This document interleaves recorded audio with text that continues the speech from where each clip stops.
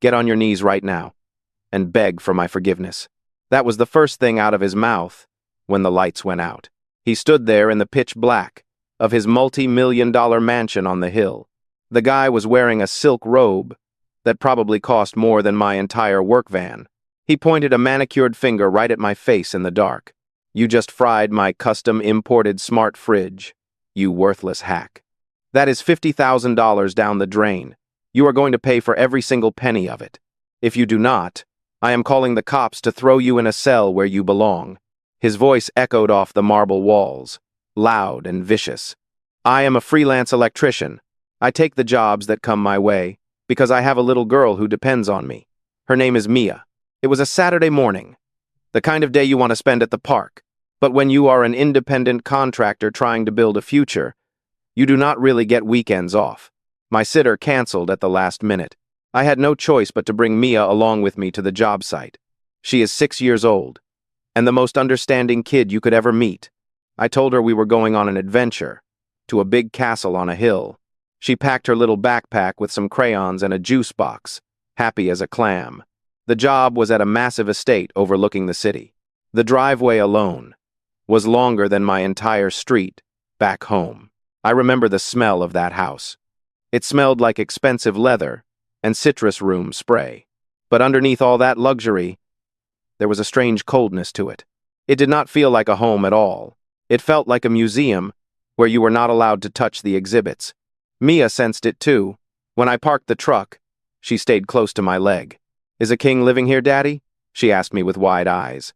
I chuckled and handed her the little backpack. "No, sweetie, just someone with a lot of big empty rooms. You stay right here on this nice stone patio.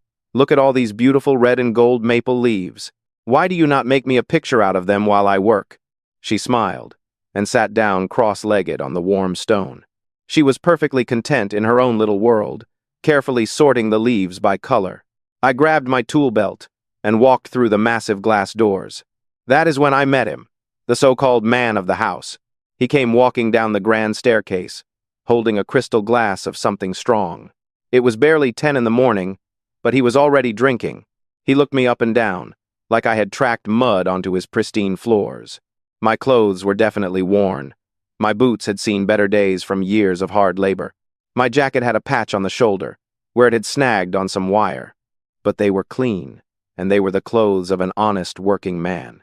He sneered at me and told me to take my boots off. I politely explained that safety regulations require me to wear protective footwear while working on live panels. I offered to put on the blue surgical shoe covers I always carry in my bag. He rolled his eyes and sighed like I was the biggest burden in his life.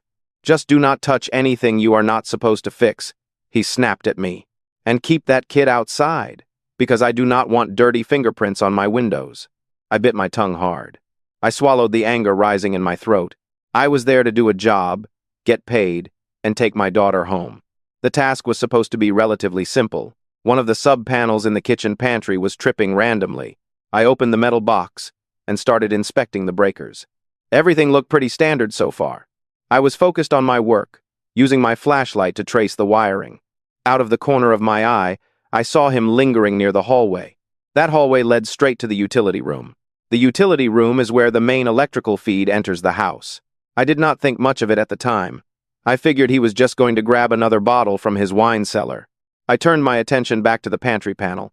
I reached for my wire strippers to clean up a messy connection. Suddenly, I heard a very distinct mechanical sound. Click.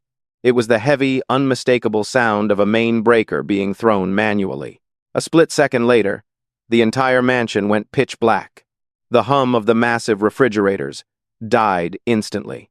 The air conditioning units spun down to a complete halt. It was dead silent for about 2 seconds. Then, the screaming started. "What did you do?" he bellowed from the hallway. I heard his heavy footsteps stomping toward me in the dark. I flicked my flashlight back on and shined it toward the floor. I did not want to blind him, even though he was acting crazy. He stormed into the kitchen, his face red with fake rage.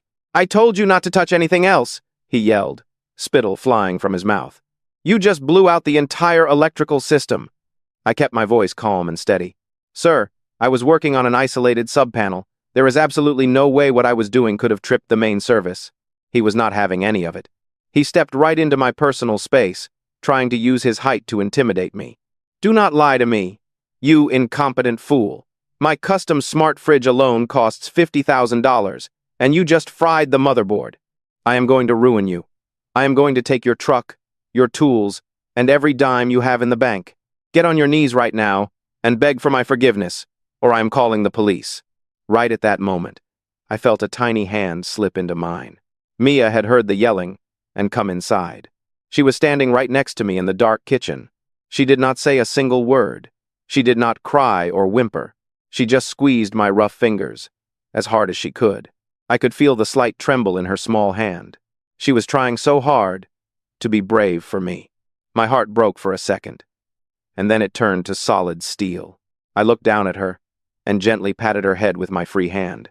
"It is okay, sweetie," I whispered softly to her. "Daddy has got this under control."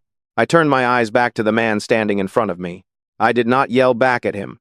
I did not throw a punch, even though every instinct in my body was screaming at me to defend my family.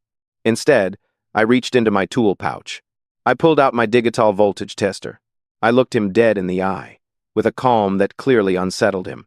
If you ever face someone using their money and power to humiliate your family, do you stay silent and endure it?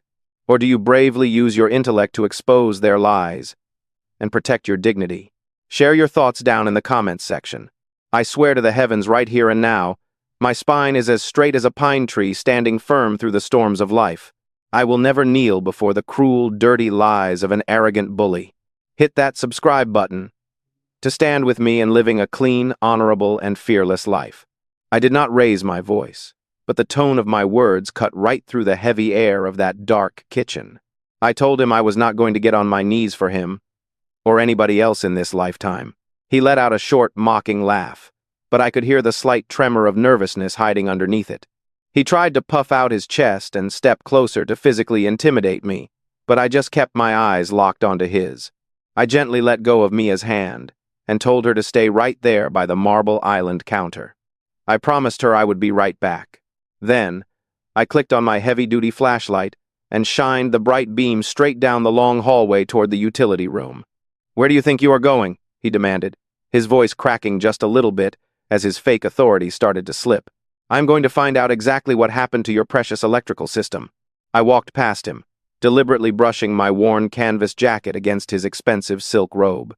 I did not rush, and I did not hesitate for a single second. I just walked with the heavy, measured steps of a man who knows his trade inside and out. He scrambled to keep up with me in the dark, still shouting empty threats about the police, his lawyers, and ruining my life. I pushed open the door to the utility room and shined my light onto the massive gray steel electrical panel mounted on the concrete wall. This was the main service panel for the entire estate, the beating heart of the house. I unlatched the heavy metal door and swung it open. I pointed my flashlight directly at the massive breaker switches inside the steel casing. "Listen to me very carefully, because I am only going to explain this to you once," I said, keeping my voice dead even and completely devoid of emotion. "Electricity operates on absolute logic and the unforgiving laws of physics. It does not care about your massive ego, and it certainly does not care about your pathetic threats. If I had accidentally caused a short circuit in the pantry like you claimed, the 20-amp breaker for that specific zone would have tripped. It is a built-in safety mechanism, designed to stop the flow of power to a single localized area.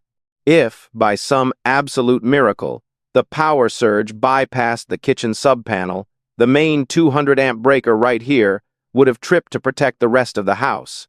When a breaker trips naturally, the switch flips automatically to the middle position." I tapped the main switch with the hard plastic handle of my screwdriver, so he could hear the sound. It was sitting firmly in the off position, pushed all the way down. Someone had to physically wrap their fingers around this heavy piece of plastic and pull it down with deliberate force. I turned around and shined the harsh light right at the midsection of his silk robe. More importantly, the primary cartridge fuse block that sits right below the main breaker is completely missing from its slot. You cannot trip a physical fuse block with a power surge. You have to grab it and pull it out by hand. He started stammering, his face turning a blotchy, ugly shade of pale in the flashlight beam. "I do not know what you are talking about, you crazy old man," He lied, but he instinctively put his trembling hand right over the right pocket of his robe. It was a dead giveaway, a rookie mistake. There was a heavy, rectangular bulge sagging in the thin silk fabric, right where his hand was resting. You took the main fuse block out. When you walked past the utility room a few minutes ago, I stated it as a cold, hard fact, leaving absolutely zero room for debate. You plunged this entire mansion into darkness, just so you could frame a working man, refuse to pay him his honest wages, and squeeze some sick thrill out of making him beg. He finally realized he was caught in his own stupid trap. The fake tough guy act instantly evaporated, replaced by a desperate, ugly kind of violent rage. He actually raised his fist, stepping toward me in the dark, breathing heavily. Before he could even attempt to swing at me, the room was suddenly flooded with a blinding, bright light. The massive backup generator outside had finally kicked in, restoring power to the estate. But the sudden light was not the only thing that stopped him in his tracks. It was the sound of slow, deliberate clapping, coming from the hallway behind us. We both turned around at the exact same time. Standing there was a woman, in a sharp, incredibly tailored business suit. She looked elegant and powerful, but her eyes were absolute ice as she stared him down. I recognized her immediately from the large family portraits hanging in the grand foyer, though I realize now that he was not in any of them. She was the real owner of this estate, the one who actually built this empire. "That was quite the dramatic performance, David," she said, her voice dripping with absolute disgust and contempt. "I was standing on the upstairs interior balcony the entire time. I saw you walk into the utility room, and I watched you pull that main fuse block just to harass this poor man." The man in the silk robe seemed to shrink in on himself, looking like a frightened little boy. He opened his mouth to make a pathetic excuse, but she cut him off with a single raised hand. "Save your breath," she commanded, her tone slicing through the room like a razor blade. "We are already in the middle of a messy divorce, because you could not keep your hands to yourself with my assistant. I let you stay in the guest wing until you found a cheap apartment, purely out of sheer pity for your situation. And this is how you repay my charity? By bullying a hardworking contractor who is just trying to make an honest living to support his child?" He tried to reach out to her, begging her to let him explain his side of the story. She did not even flinch, slapping his hand away without a second thought. "Go upstairs right now, pack whatever fits in your designer duffel bag, and get out of my house," she told him quietly, but the threat was crystal clear.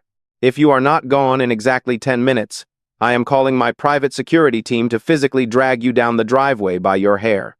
He looked at me, then back at her, his face completely flushed with pure humiliation. He turned around and scurried away like a frightened rat, leaving the heavy black fuse block sitting on the kitchen counter. The woman let out a long, exhausted sigh, rubbing her temples as the tension finally left the room. Then, her expression completely softened as she looked down the hall at Mia. Mia was still standing by the island, watching the whole thing unfold with big, curious eyes. The woman walked over to the kitchen, knelt down, and pulled a carton of fresh orange juice from the fridge that had just powered back on. She poured a tall glass and handed it to my daughter with a genuinely warm, apologetic smile. "I am so incredibly sorry you had to hear all that ugly yelling, sweetheart," she said gently, treating my daughter with more respect than her soon-to-be ex-husband ever did. "You were so brave standing right by your dad's side through all of that." Watching this wealthy, powerful woman stoop down to comfort my little girl, something heavy shifted inside my chest. Do you think the fairness and grace of this wealthy woman provided a meaningful lesson for a child about social justice? Leave a brief, civilized comment down below. Lord, please grant me a steadfast heart and the calm courage to face adversity.